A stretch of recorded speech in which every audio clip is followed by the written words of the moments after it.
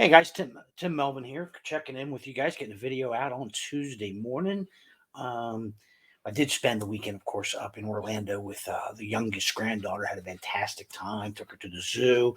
Really enjoyed playing grandpa for the weekend. But I did also get a chance to get quite a bit of reading done Sunday afternoon when we got back home. And one of the things I read were latest reports and forecasts.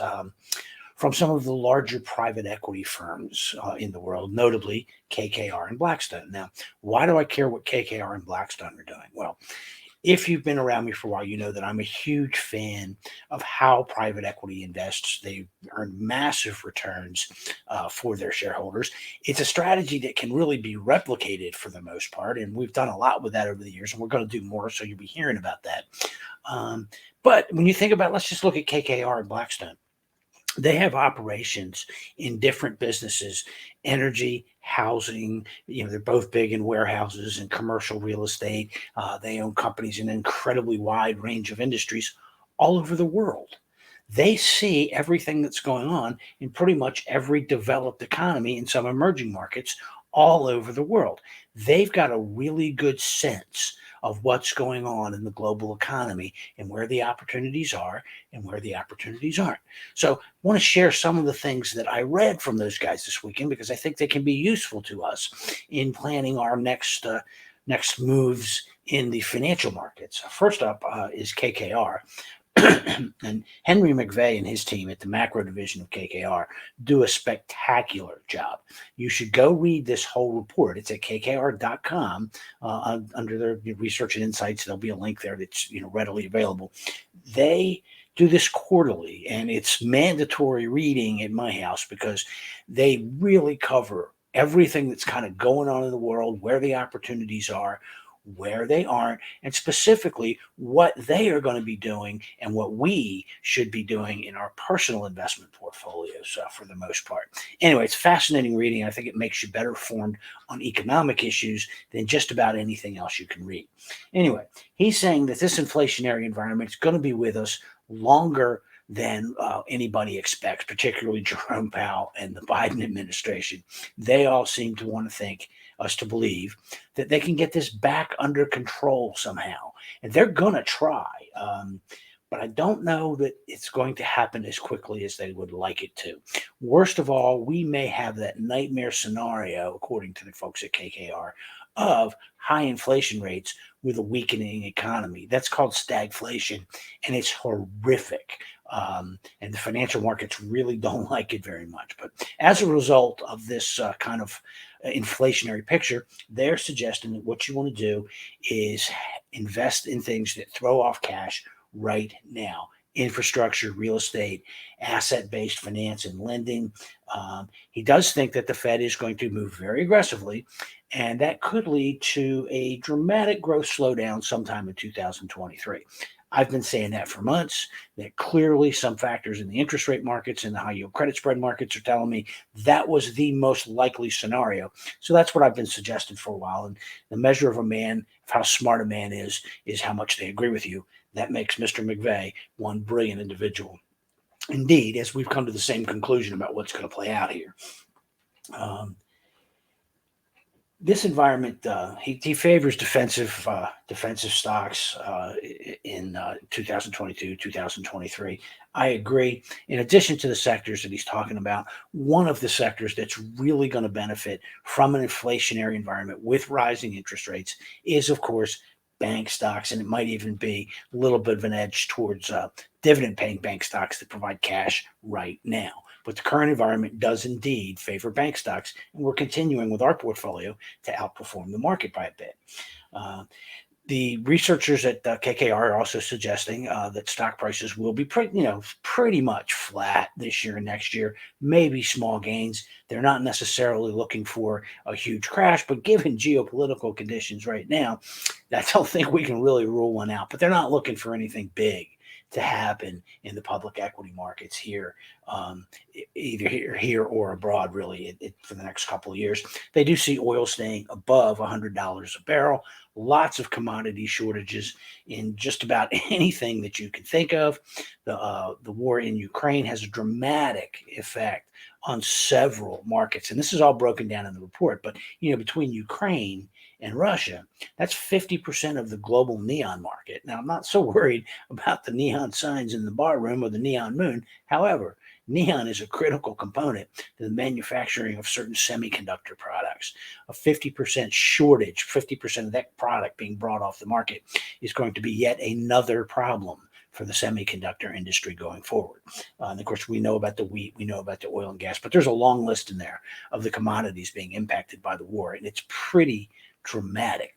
If Russia ends up holding on to all of that, they're not going to be in the mood to do business with the West, nor is the West going to want to do business with them for an extended period of time following this mess. And again, they're looking now, there's an inflation, and the commodity shortages. The Fed is really going to have to get aggressive about trying to do something about inflation. They're suggesting 7 interest rate hikes, with at least one of those being 50 basis points in 2022 and 4 more in 2023. Guys, that's going to put the Fed funds rate close to 3%. That has all kinds of interesting implications for the federal budget, for high growth stock stories that, the stocks with no profits and high price to sales ratios. That's a massive problem for those stocks, and we could see just absolute carnage that makes earlier this year look like a picnic in some of those stocks. It's going to, implications for the bond market, particularly the high yield bond market. What happens to credit spreads under that situation? So, 11 consecutive interest rate hikes is going to be a problem for many sectors of the economy and the market. However, it should be really good for banks and bank stocks. So one of the other things that they're talking about, and we touched on it a little bit here, but we're going to see a great remaking of global trade alliances. The great global trade boom that we had all hoping for, and the globalization of the world.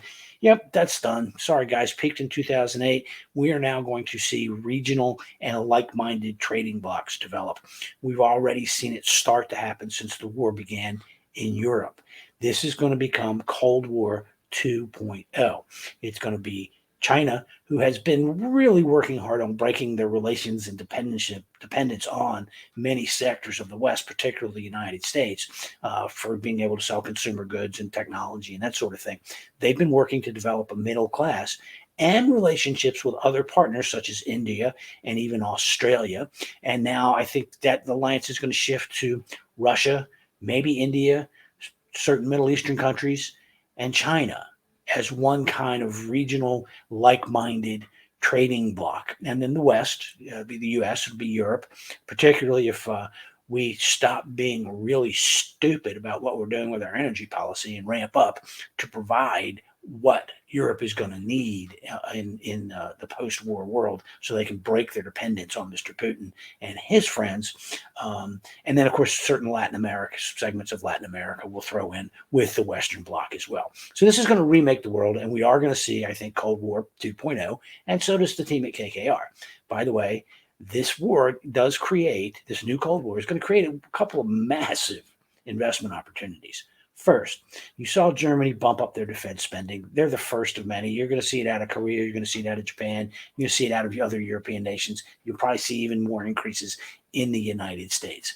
Cold War requires a vigilant defense. Hopefully, we're all smart enough to stay out of a hot war, but just having the ability to respond to threats is going to be key, and not run around getting involved in every tiny little regional conflict on the planet. That's not in our best interest or anybody else's, but we do need to have that big, ready military, as does Europe. So I think you see a healthy bump in defense spending. That's going to create some opportunities in the already high-performing defense stocks.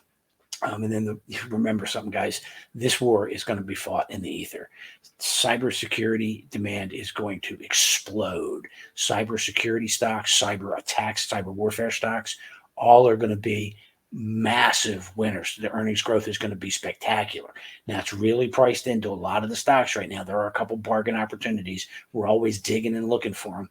Unisys comes to top of mind. They have a fantastic, underappreciated cybersecurity product called Stealth that I think is going to drive profits a lot faster than most people realize. They still kind of look at Unisys as this old school tech company. They got a lot going on when it comes to cyber, and I think that's going to play pretty big over the next several years. So we're always looking for opportunities there. Cybersecurity stocks are at the top of our buy in a crash list because the opportunity is just going to be massive and ongoing. As long as we are conducting business, doing payments, data centers, and everything is going to need to be protected from now until I guess the end of time. Cybersecurity is going to be a huge business. So we'll be watching carefully for opportunities to develop, to open up in a seller. You need a sell off for all this. I mean, stocks are still at pretty elevated multiples, but cybersecurity and defense stocks, if we got a big crash,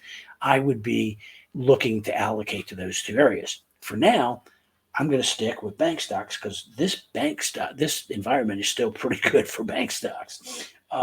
You also, guys, we're going to see a massive rebuild of the global supply chain. It's a lot of industries are going to come home from countries that don't like us very much, like China.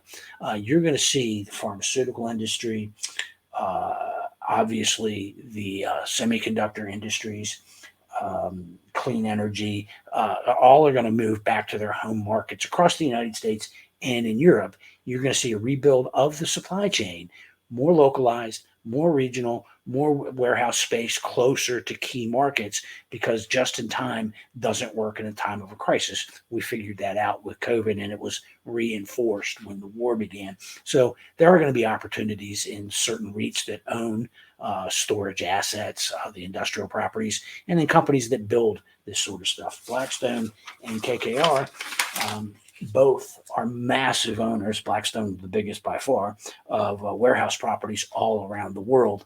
They saw it from e-commerce. Now you have the acceleration of the remake of the global supply chain, going to favor those that own and build warehouse and shipping centers all over the world. So we'll be looking for opportunities there as well. Saw Blackstone's John Gray did a little video, and he says we've got great economic momentum here in the United States, and that's true. We really do. For about 80% of the population, the bottom 20% is really starting to struggle in here with higher fuel and food costs. However, Mr. Gray, just like the folks at KKR, he does think that inflation is going to last longer than expected, and it's going to eventually get to be a problem. He recommends buying businesses with higher cash flows and that have long-term tailwinds. To me, that sounds a lot like dividend-paying bank stocks, but that's just to me. Blackstone is really big in life sciences right now. This has been a shift going on in the last few years. They're investing what they like to call beaker to bedside. They're starting with the logistics companies, the companies that do the trials, and then they're investing in companies that have very positive developments in drugs under phase 3 trial conditions. They are also looking hard at UK logistics and housing. They expect eventually a strong recovery. The UK is kind of weak right now.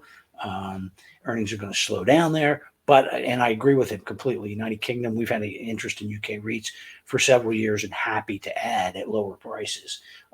They're also big investors in energy transition. I think they made a critical mistake in stepping all the way back from traditional energy. However, they didn't really ask my opinion, and KKR is going to more than take up their slack in the traditional energy field. They've already got Crescent Energy, CRGY, out there prowling around and buying up oil and gas assets in the United States at what I think is pennies on the dollar of the actual valuation, what they'll be worth.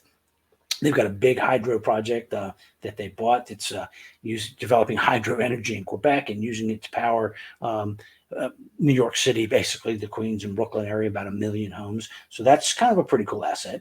And they're looking to invest actively in more renewable energy. If I can get into renewable energy company on great terms, I'm going to do it.